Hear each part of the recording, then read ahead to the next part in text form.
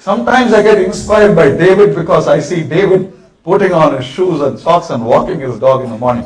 I say, when David can do it, why can't I? Okay. I said, okay, David can do it.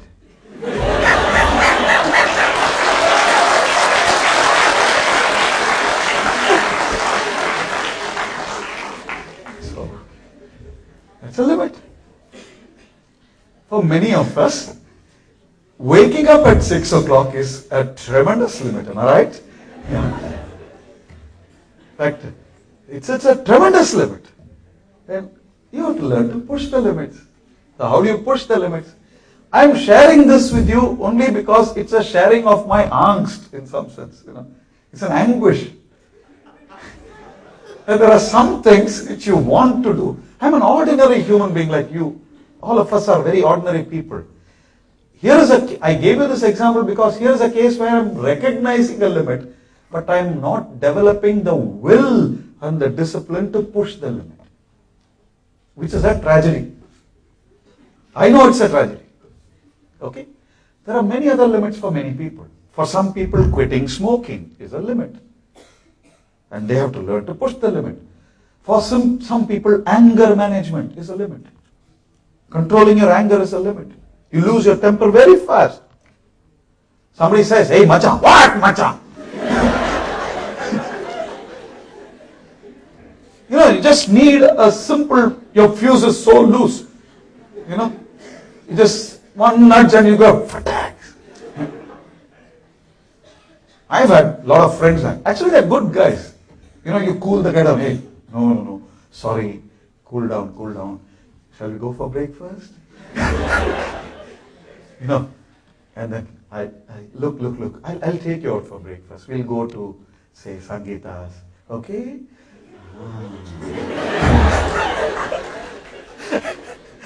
Okay, so that happens.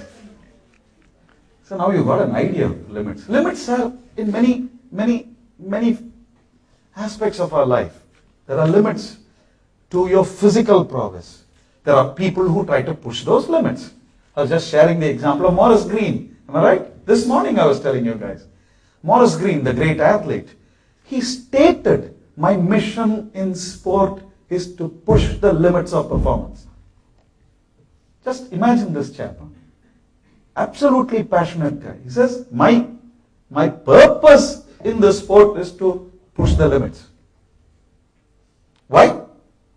Lovely answer. Because I derive fulfillment by pushing the limits. This is a very beautiful answer. And don't forget, my dear friends, one of the biggest purposes of our lives is to feel fulfilled at some time or the other. I hope you agree with me on this. You want that fulfilled. It's a feeling. It's a nice feeling that, okay, I've done something and I feel fulfilled. That's what I do. And many times, many thinkers have said, you've lived a good life if you look back after your retirement and say, yeah, I feel fulfilled.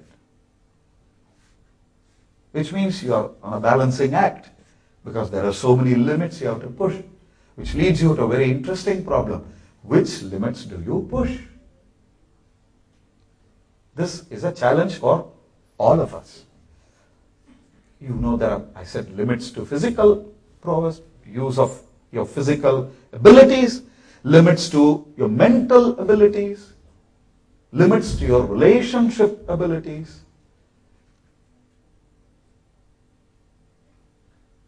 I'm just pointing out to a few. How do you push these limits? So to enable you to go through this journey, I can share how I have pushed my limits in some cases. One nice principle for you to use is small drops make the ocean. It's a principle you can operate. Okay, you can operate on a daily basis, literally. Small drops make the ocean. Okay. For example, when we play music, we are in a group. I like playing with students. We want to pick up a very tough song. We don't go the whole hog straight away because we know it's going to be difficult. You take small bits at a time. This is that standard joke. How do you eat an elephant? One bit at a time. Okay. So just chew a little at a time. How does it help? I've moved from no walking in the morning to walking 3 times in 2 weeks.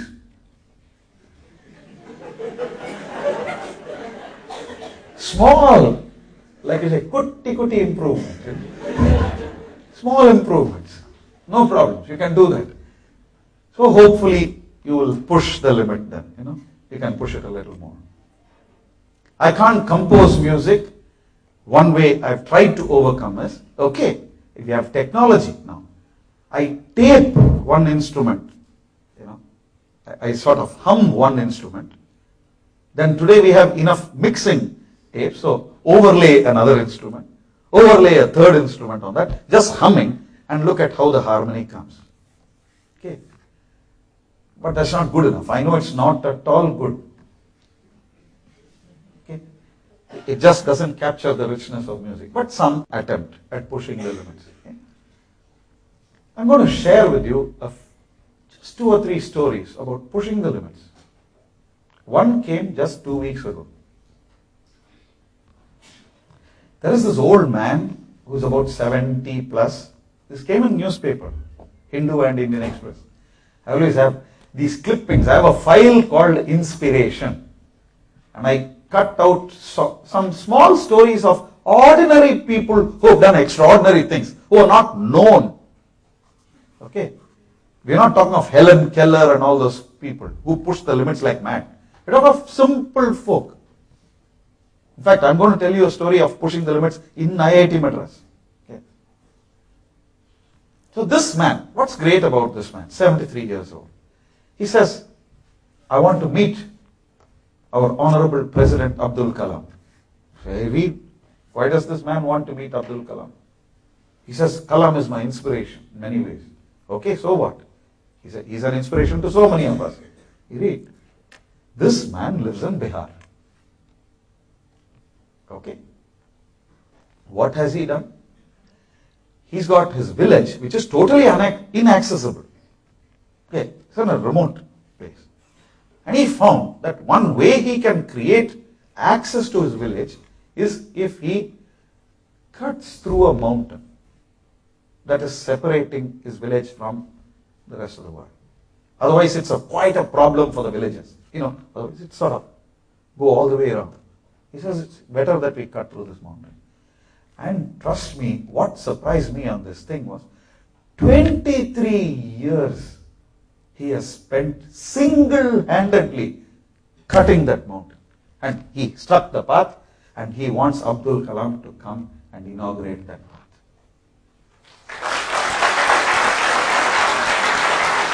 Amazing. Why? Now you can understand. I was all goose pimples when I read this item. I said, this man is crazy. He's nuts.